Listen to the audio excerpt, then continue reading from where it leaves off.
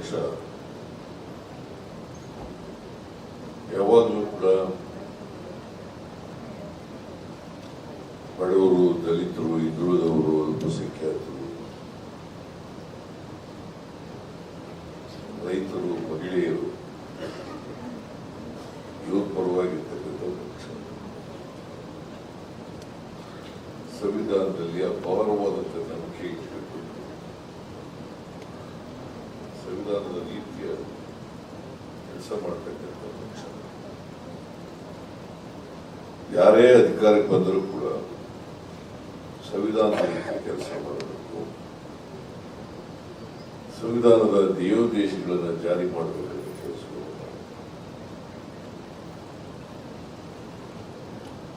ಇದನ್ನ ಪ್ರತಿಯೊಬ್ಬರು ಕೂಡ ಪಾಲನೆ ಮಾಡಲೇಬೇಕಾದದ್ದು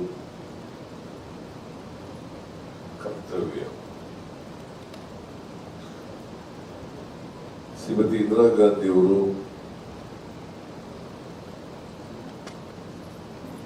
ಬಡವರ ಪರವಾಗಿ ಬಹಳಷ್ಟು ಕೆಲಸಗಳನ್ನು ಮಾಡ್ತಾರೆ.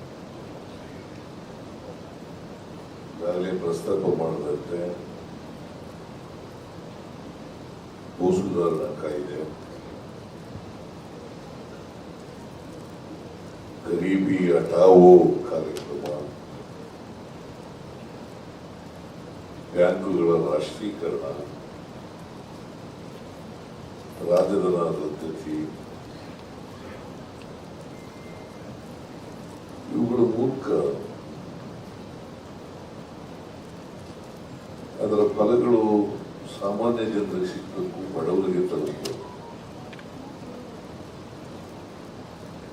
ಬಡವರು ಆರ್ಥಿಕವಾಗಿ, ಸಾಮಾಜಿಕವಾಗಿ ಶಕ್ತಿಯನ್ನ ಪಡ್ಕೊಳ್ಬೇಕು ಅಂತಕ್ಕಂಥದ್ದು ಶ್ರೀಮತಿ ಇಂದಿರಾ ಗಾಂಧಿ. ಬ್ಯಾಂಕ್ ರಾಷ್ಟ್ರೀಕರಣ ಮಾಡೋದಕ್ಕಿಂತ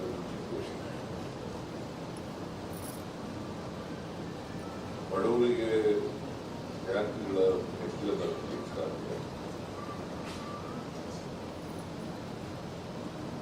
ಶ್ರೀಮತಿ ಇಂದಿರಾ ಗಾಂಧಿ ಅವರು ರಾಷ್ಟ್ರೀಕರಣ ಮಾಡಿದ್ಮೇಲೆ ಬ್ಯಾಂಕ್ಗಳ ಭಾಗಗಳು ಬಡವರಿಗೂ ಕೂಡ ತೆರೆದು ಅಂತಕ್ಕಂಥದ್ದನ್ನು ನಾವು ಉದ್ಯೋಗದ ಅಲ್ಲಿವರೆಗೆ ಬರೀ ಶ್ರೀಮಂತರು ಮಾತ್ರ ಬ್ಯಾಂಕ್ ಇರ್ಬೋದು. ಬ್ಯಾಂಕ್ಗಳು ಭಾಗ ತೆರೆಕೊಂಡದು ಬಡವರಿಗೆ. ಈಗ ಪೂಜಾರಿಯವರು ಸಾಲ ಬೇಡ ಮಾಡಬೇಕಾದ್ರೆ ರಾಷ್ಟ್ರೀಕರಣ ಆಗಲಿ ಮಾಡೋಕ್ಕಾಗ್ತಾ ಇಲ್ಲ. ರಾಷ್ಟ್ರೀಕರಣ ಆಗೋದ್ರಿಂದ ಎಲ್ಲ ಸಾಮಾನ್ಯ ಜನರಿಗೂ ಕೂಡ ಬ್ಯಾಂಕ್ನ ಫಲ ಸಿಗ್ಲಿಕ್ಕೆ ಸಾಧ್ಯ. ಸೊ ಹಾಗಾಗಿ ನಾವು ಇದನ್ನ ನೆನ್ಕೋಬೇಕಾಗ್ತದೆ. ಕಾಂಗ್ರೆಸ್ ಪಕ್ಷ ಮಾತ್ರ ಈ ಸಮಾಜದಲ್ಲಿ ಸಾಮಾಜಿಕ ನ್ಯಾಯ, ಜಾತ್ಯತೀತ ತತ್ವ, ಸಂವಿಧಾನ, ಪ್ರಜಾಪ್ರಭುತ್ವ ಇದರಲ್ಲಿ ಅಪಾರವಾದಂಥ ನಂಬಿಕೆ ಇಟ್ಟುಕೊಂಡು ಅದರ ರೀತಿ ನಡೀತಕ್ಕಂಥ ಪಕ್ಷ. ಈಗ ಅಧಿಕಾರದಲ್ಲಿರ್ತಕ್ಕಂಥ ಭಾರತೀಯ ಜನತಾ ಪಕ್ಷ ಇದಕ್ಕೆ ವಿರುದ್ಧವಾಗಿರ್ತಕ್ಕಂಥ ಪಕ್ಷ. ಬಡವರ ಪರವಾಗಿ ಇರ್ಲಿಕ್ಕೆ ಸಾಧ್ಯನೇ ಇಲ್ಲ.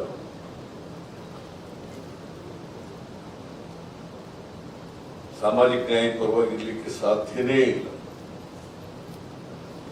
ಸಂವಿಧಾನದ ಬಗ್ಗೆ ಗೌರವ ಇಲ್ಲ. ಸಂವಿಧಾನ ಬದಲಾವಣೆ ಆಗಬೇಕು ಅಂತ ಬಯಸ್ತಕ್ಕಂಥದ್ದು. ಪ್ರಜಾಪ್ರಭುತ್ವದಲ್ಲಿ ನಂಬಿಕೆ ಇಲ್ಲ. ನಾವು ಅಧಿಕಾರ ವಿಕೇಂದ್ರೀಕರಣದಲ್ಲಿ ನಂಬಿಕೆ ಇಟ್ಕೊಂಡಿದ್ರೆ ಭಾರತೀಯ ಜನತಾ ಪಕ್ಷದವರು ಕೇಂದ್ರೀಕೃತ ವ್ಯವಸ್ಥೆಯಲ್ಲಿ ನಂಬಿಕೆ. ಕೇಂದ್ರದಲ್ಲಿ ಈಗ ನೋಡಿ, ನೀವು ನರೇಂದ್ರ ಮೋದಿ ಅವರು ಪ್ರಧಾನಮಂತ್ರಿ ಆದ್ಮೇಲೆ ಹೆಚ್ಚು ಹೆಚ್ಚು ಅಧಿಕಾರ ಕೇಂದ್ರೀಕೃತ ಆಗ್ತದೆ.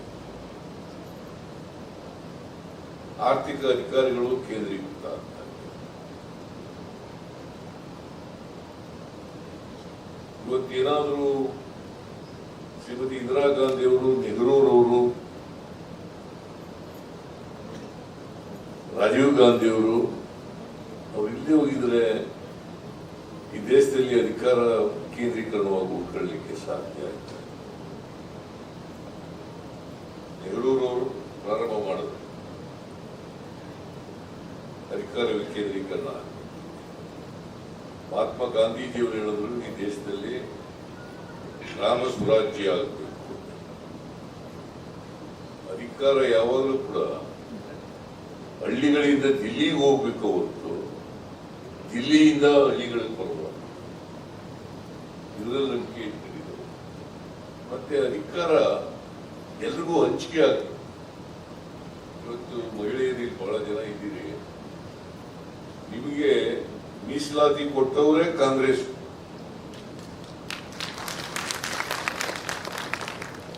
ತಿಳ್ಕೋಬೇಕು. ಮೀಸಲಾತಿ ಎಲ್ಲಿವರೆಗಿತ್ತ? 73, 74 ತಿದ್ದುಪಡಿ ಆದವರಿಗೆ ಮೀಸಲಾತಿ ಇತ್ತ ಮಹಿಳೆಯರಿಗೆ?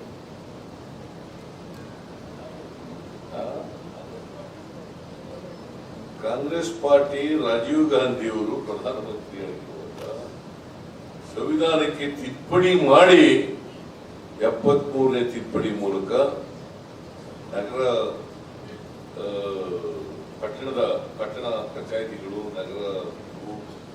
ನಗರಸಭೆಗಳು ಇವಕ್ಕೆ ಅಧಿಕಾರವನ್ನು ಕೊಟ್ಟರು. ಆಮೇಲೆ 74ನೇ ತಿದ್ದುಪಡಿ ಮೂಲಕ ಇದನ್ನು ಮಾಡಿದ್ರು. ಸೊ ಇವು ಇದ್ರೆ ಮಹಿಳೆಯರಿಗೆ ಮೀಸಲಾತಿ ನಿಮಗೆ 33% ಅವತ್ತು ಮಾಡಿದ್ರು, ಈಗ 50% ಆಗಿದೆ. ಇದನ್ನ ಯಾರು ಕೊಟ್ಟರು? ಬಿಜೆಪಿ ಕೊಟ್ರ? ಇವನ್ನೆಲ್ಲ ತಿಳ್ಕೋಬೇಕು. ರಾಮಾ ಜೋಯಿಸ್ ಅಂತ ಒಬ್ರು ರಾಜ್ಯಸಭಾ ಮೆಂಬರ್ ಇದ್ರು ಬಿಜೆಪಿ. ರಾಮಾ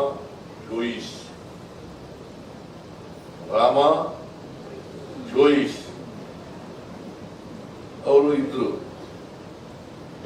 ಈ ಮೀಸಲಾತಿ ಮಹಿಳೆಯರು ಕೊಟ್ಟಿದ್ದಾರಲ್ಲ, ಹಿಂದುಳಿದವರು ಕೊಟ್ಟರಲ್ಲ, ಇದನ್ನ ಪ್ರಶ್ನೆ ಮಾಡಿ ಸುಪ್ರೀಂ ಕೋರ್ಟ್ಗೆ ಹೋದ್ರು. ಯಾರ ಪಾರ್ಟಿಗೆ ಸೇರಿದವರು ಅವರು? ಬಿಜೆಪಿ. ಮತ್ತೆ ಸಾಮಾಜಿಕ ನ್ಯಾಯದ ಪದ ಇದ್ರೆ ಮಹಿಳೆಯರಿಗೆ ಮೀಸಲಾತಿ ಕೊಡಬೇಕು, ಅಧಿಕಾರ ಹಂಚಿಕೆ ಮಾಡಬೇಕು ಅಂತ ಇದ್ದಿದ್ರೆ ಅವ್ರು ಯಾಕೆ ಸುಮ್ಮನೆ ಇದ್ದಿದ್ರು? ರಾಮಾ ಜೋಯಿಸ್ ಕೋರ್ಟ್ಗೆ ಹೋಗಪ್ಪ ಅಂತ ಯಾಕೆ ಹೇಳ್ತಿದ್ರು? ಹೇಳ್ತಿದ್ರ? ಬಿಜೆಪಿ ಮಹಿಳೆಯರಿಗೆ ಅಧಿಕಾರ ಕೊಡಬಾರದು. ರಾಣಿ ಸತೀಶ್ ಅವ್ರೆ ಮಾತಾಡ್ತೀರಲ್ಲ, ಹೇಳಿ ನೀವು ಹೇಳ ವಿಚಾರ ಹೇಳಿದ್ದು ನಿಮಗೆ ಚರ್ಚೆ ಮಾಡಬೇಕಾದ್ರೆ. ರಾಮಾ ಜೋಯಿಸ್ ಸುಪ್ರೀಂ ಕೋರ್ಟ್ಗೆ ಹೋದ್ರು. ಆಗ ರಾಜ್ಯಸಭಾ ಮೆಂಬರ್ ಬಿಜೆಪಿನಲ್ಲಿ, ಬಿಜೆಪಿ ಉಪಾಧ್ಯಕ್ಷರು ಬಿಜೆಪಿಯವರು ರಾಮಾ ಜೋಯಿಸ್ರೆ ಹೋಗ್ಬೇಡಿ, ನಾವು ಮಹಿಳೆಯರಿಗೆ ಅಧಿಕಾರ ಕೊಡಬೇಕು, ನಾವು ಸಾಮಾಜಿಕ ನ್ಯಾಯದ ಪರ ಇದ್ದೀವಿ ಅಂತ ಹೇಳಿದ್ರ?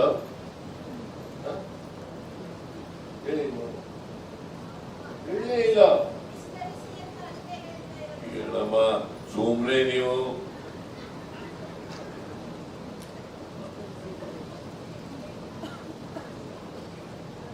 ರಾಮಾ ಜೋಯಿಸ್ರು ಸುಪ್ರೀಂ ಕೋರ್ಟ್ ಸ್ವತಃ ಆರ್ಗ್ಯುಮೆಂಟ್ ಮಾಡಿದ್ರು. ಹೈಕೋರ್ಟ್ ಚೀಫ್ ಜಸ್ಟಿಸ್ ಆಗಿದ್ರು. ಹೈಕೋರ್ಟ್ ಚೀಫ್ ಜಸ್ಟಿಸ್ ಆಗಿದ್ರು. ನಾನು ಯಾಕೆ ಈ ಮಾತನ್ನು ಪ್ರಸ್ತಾಪ ಮಾಡ್ತಾ ಇದ್ದೇನೆ ಅಂದ್ರೆ, ಇಡೀ ಭಾರತೀಯ ಜನತಾ ಪಕ್ಷ ಸಾಮಾಜಿಕ ನ್ಯಾಯಕ್ಕೆ ವಿರುದ್ಧವಾದಂತಹ ಪಕ್ಷ. ನಮ್ಮಲ್ಲಿ ಅನೇಕ ಜನರಿಗೆ ನಮ್ಮ ವಿಚಾರಗಳ ಬಗ್ಗೆ, ಕಾಂಗ್ರೆಸ್ನ ಸಿದ್ಧಾಂತದ ಬಗ್ಗೆ ಕ್ಲಾರಿಟಿ ಇರಬೇಕು, ಸ್ಪಷ್ಟತೆ ಇರಬೇಕು. ಸ್ಪಷ್ಟತೆ ಇಲ್ಲದೆ ಹೋದ್ರೆ ಭಾರಿ ಕಷ್ಟ. ಸಾಮಾಜಿಕ ನ್ಯಾಯದ ಬಗ್ಗೆ ಸ್ಪಷ್ಟತೆ ಇರಬೇಕು, ಜಾತ್ಯತೀತದ ಬಗ್ಗೆ ಸ್ಪಷ್ಟತೆ ಇರಬೇಕು, ಅಧಿಕಾರ ವಿಕೇಂದ್ರೀಕರಣದ ಬಗ್ಗೆ ಸ್ಪಷ್ಟತೆ ಇರಬೇಕು, ಜಾತಿ ವ್ಯವಸ್ಥೆ ಬಗ್ಗೆ ಸ್ಪಷ್ಟತೆ ಇರಬೇಕು. ಹಂಗೂ ಇರಲಿ, ಹಿಂಗೂ ಇರಲಿ, ಹಂಗೂ ಇರಲಿ, ಹಿಂಗೂ ಇರಲಿ ಅಂತ ಕೆಲವರು ಇದ್ದಾರೆ.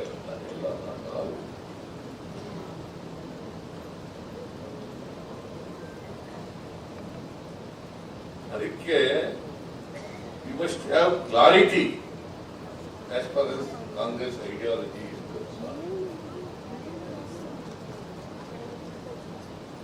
ಇಲ್ಲದೆ ಹೋದ್ರೆ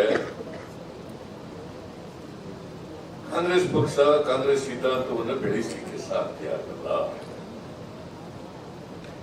ಬಹಳ ಸ್ಪಷ್ಟವಾಗಿ ಹೇಳಬೇಕು ಎಲ್ಲ ಮಹಿಳೆಯರು ಕೂಡ.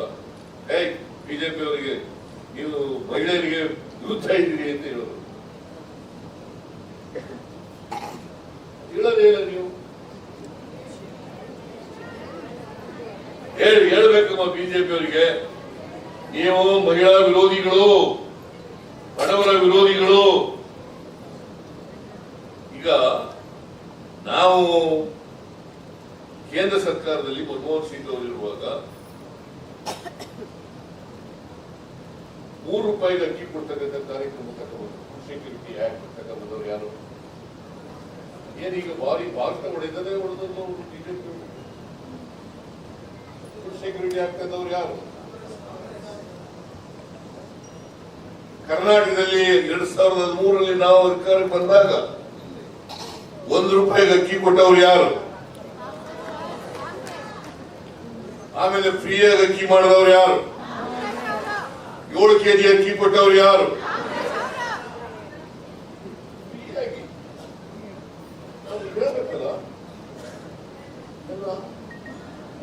ಬಿಜೆಪಿ ಅವರು ಮಾಡಿದ್ದಾರ? ಹಿಂದೆ ಮನಮೋಹನ್ ಸಿಂಗ್ ಅವರು ಪ್ರಧಾನಮಂತ್ರಿ ಆಗಬೇಕು ಮಾಡಿದ್ರ? ವಾಜಪೇಯಿ ಅವರು ಪ್ರಧಾನಮಂತ್ರಿ ಮಾಡಿದ್ರ? ಇವರು ಯಡಿಯೂರಪ್ಪ ಇದ್ರು ಮುಖ್ಯಮಂತ್ರಿಯಾಗಿ ಮಾಡಿದ್ರ?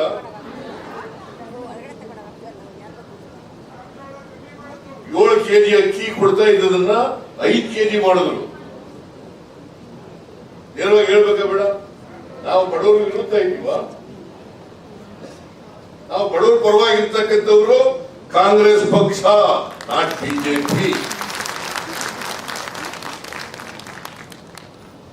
ಯಾವತ್ತಾರು ಬಿಜೆಪಿ ಅವರು ಬಡವರ ಪರವಾಗಿ ಇರೋದಕ್ಕೆ ಸಾಧ್ಯನಾ? ಗ್ಯಾರಂಟಿ ಯೋಜನೆಗಳು ಮಾಡಿದ್ರು ನಾವು. ಅನೇಕ ಭಾಗ್ಯಗಳನ್ನು ತಗೊಬಂದು ಈಗ ಇಂದಿರಾ ಕ್ಯಾಂಟೀನ್ ನಾವು ಮಾಡೋದು. ಬಿಜೆಪಿ ಅಧಿಕಾರದಲ್ಲಿ ಇರ್ತಕ್ಕಂಥ ರಾಜ್ಯಗಳಲ್ಲಿ ಇದೆಯಾ? ಹೇಳಿ ನೋಡೋಣ. ನಾವು SCP TSP ಆಕ್ಟ್ ಮಾಡೋದು ಪರಿಶಿಷ್ಟ ಜಾತಿಯವರಿಗೆ. ನರೇಂದ್ರ ಮೋದಿ ಅವರು ಮಾಡಿದ್ದಾರೆ. ಈ ದೇಶದ ಬಜೆಟ್ 48 ಲಕ್ಷ, 24-25 21% ಇಡಬೇಕು ಅಂತಂದ್ರೆ ಎಷ್ಟಾಗಬೇಕು? 60,000 ಕೋಟಿ ಮಾತ್ರ ಖರ್ಚು ಮಾಡ್ತಾ ಇರೋದು. 60,000 ಕೋಟಿ, 48 lakhs. ನಾವು 3,71,000 ಕೋಟಿ ಬಜೆಟ್ ನಲ್ಲಿ 39,121 ಕೋಟಿ ರೂಪಾಯಿಗಳನ್ನ SCP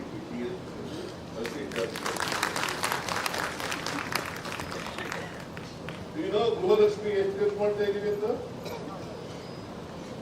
ಗೃಹಲಕ್ಷ್ಮಿ ಯಾರಿಗೋಸ್ಕರ ಕೊಡೋದು? 1,22,00,000 ಕುಟುಂಬಗಳಿಗೆ 1,22,00,000 ಕುಟುಂಬಗಳಿಗೆ, ಮನೆ ಯಜಮಾನಿಯರಿಗೆ ತಿಂಗಳಿಗೆ 2,000 ರೂಪಾಯಿ ಕೊಡೋದು. ಬಿಜೆಪಿ ವಿರೋಧ ಮಾಡಿದವರು ಯಾರು? ನರೇಂದ್ರ ಮೋದಿ ರಾಜಸ್ಥಾನದಲ್ಲಿ ವಿರೋಧ ಮಾಡೋದು ಪ್ರಮಾಣದು. It's not a good economic policy ಅಂತಂದು ಮಾಡಬಾರದು.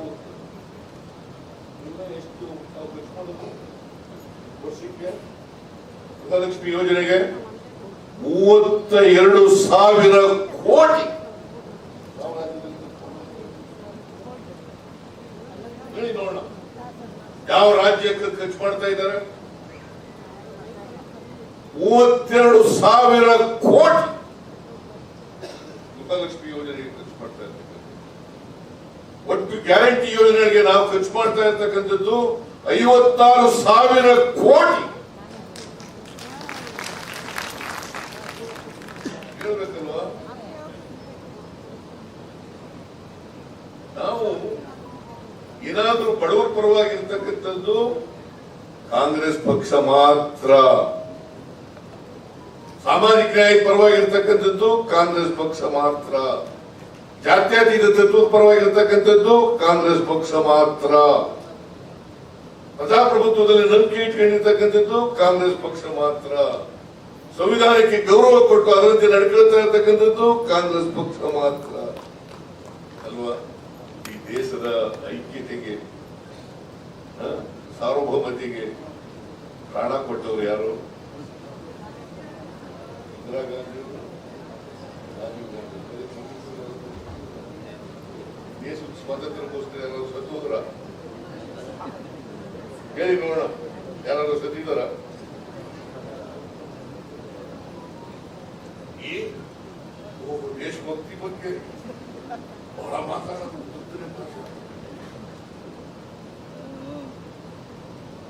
ಏನಾದ್ರು ದೇಶಭಕ್ತಿ ಈ ದೇಶದಲ್ಲಿ ಉಳ್ಕೊಂಡಿದ್ರೆ ಅದು ಕಾಂಗ್ರೆಸ್ ನಿಂದ ಮಾತ್ರ ಅಂತಕ್ಕಂಥದ್ದನ್ನು ಮರಿಲಿಕ್ಕೆ ನಾವು ಅರ್ಥ ಮಾಡ್ಕೋಬೇಕಾಗ್ತದೆ. ಇದರ ಆಧಾರದ ಮೇಲೆ ಕಾಂಗ್ರೆಸ್ ಪಕ್ಷವನ್ನ ಕಟ್ಟಬೇಕಾಗ್ತದೆ, ಈ ದೇಶ ಈ ನಾಡನ್ನ ಕಟ್ಟಬೇಕಾಗ್ತದೆ ಅಲ್ವಾ?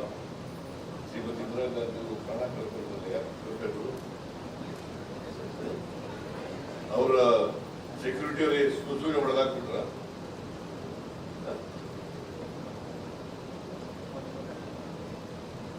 ಅದರಿಂದ ನಾವು ಇಂದಿರಾ ಗಾಂಧಿಯವ್ರನ್ನ ನೆನಕಬೇಕಾಗ್ತದೆ. ಶ್ರೀಮತಿ ಇಂದಿರಾ ಗಾಂಧಿ ಅವರಿಂದ ನಾವು ಸ್ಫೂರ್ತಿಯನ್ನು ಪಡ್ಕೋಬೇಕಾಗ್ತದೆ. ಅವರು ಆದರ್ಶಗಳು ಇದ್ವಲ್ಲ, ಆ ಆದರ್ಶಗಳನ್ನೆಲ್ಲ ನಾವು ಅವರಂತೆ ನಡ್ಕೊಳ್ತಕ್ಕಂಥದ್ದೇ ಅಲ್ವಾ? ಮಹಿಳೆಯರಿಗೆ ಇವತ್ತು ಆರ್ಥಿಕ ಶಕ್ತಿ ಕೊಟ್ಟಿರೋರು ಯಾರು? ಸಾಮಾಜಿಕ ಶಕ್ತಿ ಕೊಟ್ಟವರು ಯಾರು? ಕಾಂಗ್ರೆಸ್ ಪಕ್ಷ ಅಲ್ಲ. ನರೇಂದ್ರ ಮೋದಿಯವರು ಮಹಿಳೆಯರಿಗೆ ಪಾರ್ಲಿಮೆಂಟ್ ನಲ್ಲಿ ಸೀಟ್ ಕೊಡಬೇಕು ಅಂತಂದ್ರೆ ಅದು 28ನೇ ಇಸ್ವಿ ಬರೋದು ಜಾರಿಗೆ 2028ನೇ ಇಸ್ವಿ ಬರೋದು. ಈಗ ಬರೋದು ಈಗಲೇ ಮಾಡ್ಬಿಡೋದಪ್ಪ, ಯಾಕೆ ಕಷ್ಟ ಏನಿತ್ತು? ಇಲ್ಲಿತ್ತಲ್ಲ, ಈಗಲೇ ಮಾಡ್ಬೋದಾಗಿತ್ತು. ಮನಸ್ಸು, ರಾಜಕೀಯ ಇಚ್ಛಾ ಶಕ್ತಿ, ರಾಜಕೀಯ ಇಚ್ಛಾ ಶಕ್ತಿ, ಬದ್ಧತೆ ಅದಿದ್ದಾಗ ಮಾತ್ರ ಸಾಧ್ಯ ಆಗ್ತದೆ. 28ಕ್ಕೆ ಏನಿರೋದಿಲ್ಲ, 28ರ ಮೇಲೆ ಇರಲ್ಲ ಅಂತ ಅನ್ಕೊಂಡಿದ್ದೀನಿ ನಾನು. ನಾವೇ ಮೀಸಲಾತಿಯನ್ನ ಪಾರ್ಲಿಮೆಂಟ್ ನಲ್ಲೂ ಕೂಡ ಮಾಡಬೇಕು. ಮಹಿಳೆಯರಿಗೆ 50% ಮಾಡೋದ್ರ ಮಂಡಲ ಪಂಚಾಯತಿ, ಜಿಲ್ಲಾ ಪಂಚಾಯತಿಗಳಲ್ಲಿ, ಮುನ್ಸಿಪಾಲಿಟಿಗಳಲ್ಲಿ, ನಗರ ಪಾಲಿಕೆಗಳಲ್ಲಿ 50% ಇಲ್ವಾ? ಜಾಸ್ತಿನೇ ಇದೆ, 50ಕ್ಕಿಂತ ಜಾಸ್ತಿನೇ ಇದೆ. ನಾವು ಪಾರ್ಲಿಮೆಂಟ್ ನಲ್ಲೂ ಕೂಡ 50%ಗೆ ನಮ್ದೇನು ವಿರೋಧ ಇಲ್ಲ. ಮಹಿಳೆಯರು ಕೂಡ ಸಮಾನ ಅವಕಾಶ ಇರಬೇಕು, ಸಮಾನ ಅವಕಾಶ ಇರಬೇಕು, ಅದ್ರ ಬಗ್ಗೆ ಯೋಚನೆ ಮಾಡ್ತಿಲ್ಲ. ಅದೇನು ಪ್ರಶ್ನೆ ಕೇಳಬಹುದು, ಹಾಗಾದ್ರೆ ಟಿಕೆಟ್ ಯಾಕೆ ಕೊಡಲ್ಲ? ಆಯ್ತಪ್ಪ, ಪಾರ್ಲಿಮೆಂಟಿಗೆ 5 ಜನ ಕೊಡಲಿಲ್ಲ, ಬಿಜೆಪಿ ನಾವು 5 ಜನ ಕೊಟ್ಟು ಅವ್ರು ಎಷ್ಟು ಜನ ಕೊಟ್ಟು? ಮೀಸಲಾತಿ ಬಂದ್ರೆ ಈಗ ಜಿಲ್ಲಾ ಪಂಚಾಯತಿನಲ್ಲಿ, ನಗರ ಪಾಲಿಕೆಯಲ್ಲಿ ನಾವು ಇಲ್ಲ ಅನ್ನಕ್ಕಾಗತ್ತ? ಮಹಿಳೆಯರು ಕೊಟ್ಟೇ ಬೇಕಲ್ಲ, ಯಾರು ಮಾಡೋಣ.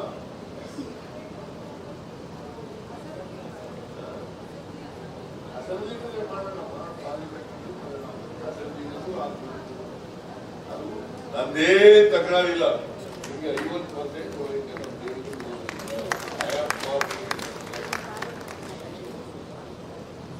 ನೀವು ಸ್ವಲ್ಪ ಅಗ್ರೆಸಿವ್ ಆಗಿ ಹೇಳಿ, ಈಗ ನೋಡಿ ಮಾಧ್ಯಮದವರು ಕೆಲವು BPL ಕಾರ್ಡ್ ಎಲ್ಲ ರದ್ದು ಮಾಡಿಬಿಡ್ತಾರೆ, ನಾವು ರದ್ದು ಮಾಡ್ತೀವಿ. ಅದು ನಮ್ಮ ಪುಣ್ಯಪ್ಪನವ್ರು ಹೇಳಿದ್ದೀನಿ. ಯಾವುದೇ ಕಾರಣಕ್ಕೆ ಅರ್ಹ BPL ಕಾರ್ಡ್ ಹೋಲ್ಡರ್ ಒಬ್ರು ತಪ್ಪಿಸ್ಕೋಬಾರದು.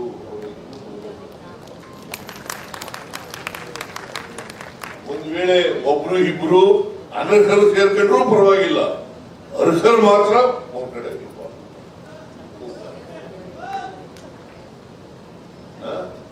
ಅದನ್ನ ಮಾಡಿದ್ರೆ BPL ಇಂದ ಕೆಲವರು ಇನ್ಕಮ್ ಟ್ಯಾಕ್ಸ್ ಕಟ್ಟೋರು. ಈಗ ಗೃಹಲಕ್ಷ್ಮಿ ಯೋಜನೆಯಲ್ಲಿ ಇನ್ಕಮ್ ಟ್ಯಾಕ್ಸ್ ಅಂತ ಹೊರಗಡೆ ಐತಿ, ಇನ್ಕಮ್ ಟ್ಯಾಕ್ಸ್ ಕಟ್ಟೋರು ಹೊರಗಡೆ ಐತಿ. BPL ಅಂದ್ರೆ ಏನು? Below poverty line. APL ಅಂದ್ರೆ ಏನು? Above poverty line. ನಾವು BPL ಅವರು ಒಬ್ರು ಬಿಟ್ಟು ಹೋಗ್ಬಾರ್ದು, ಎಲ್ಲರೂ ಬಡವರು ಸಿಗ್ಬೇಕು.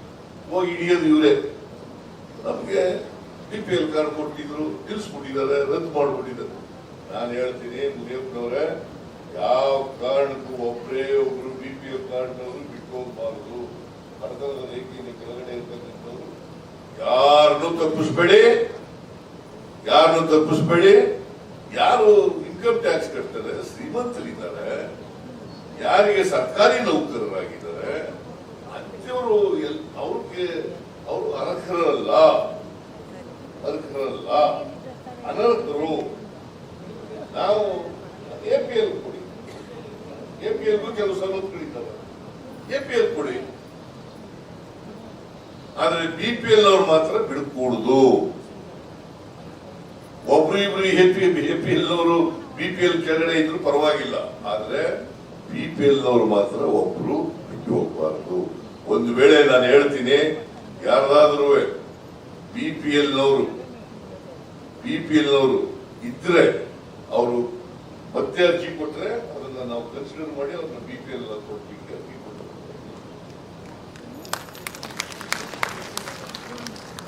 ಅದರಿಂದ ಯಾರು ಕೂಡ ಬಡವರು ಆತಂಕ ಪಡಬೇಕಾದಂತ ಅಗತ್ಯ ಇಲ್ಲ.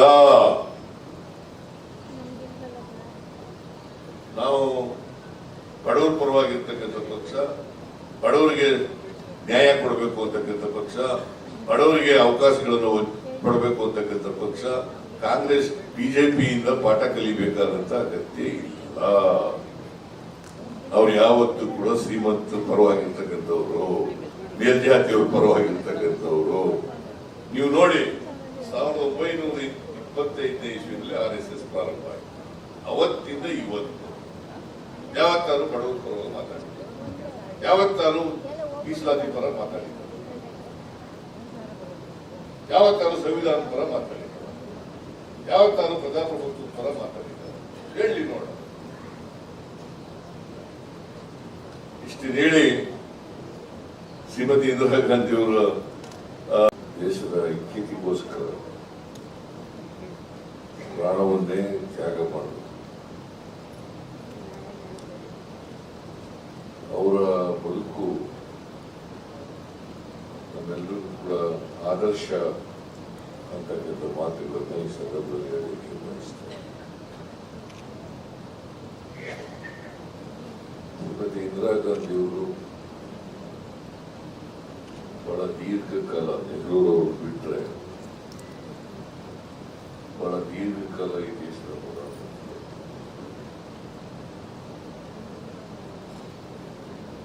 ನಮ್ಮ ದೇಶದಲ್ಲಿ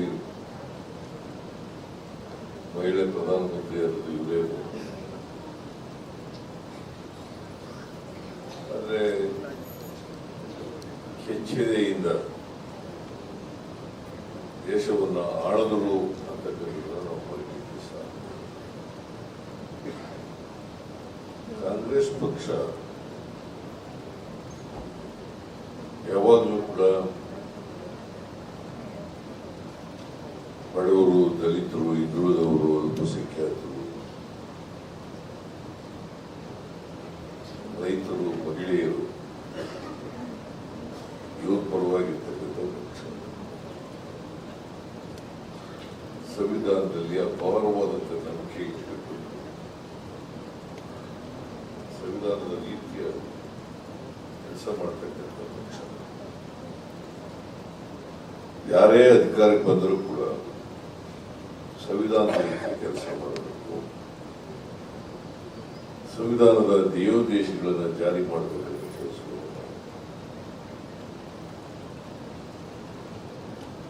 ಇದನ್ನ ಪ್ರತಿಯೊಬ್ಬರು ಕೂಡ ಪಾಲನೆ ಮಾಡಲೇಬೇಕಾದದ್ದು ಕರ್ತವ್ಯ. ಶ್ರೀಮತಿ ಇಂದಿರಾ ಗಾಂಧಿಯವರು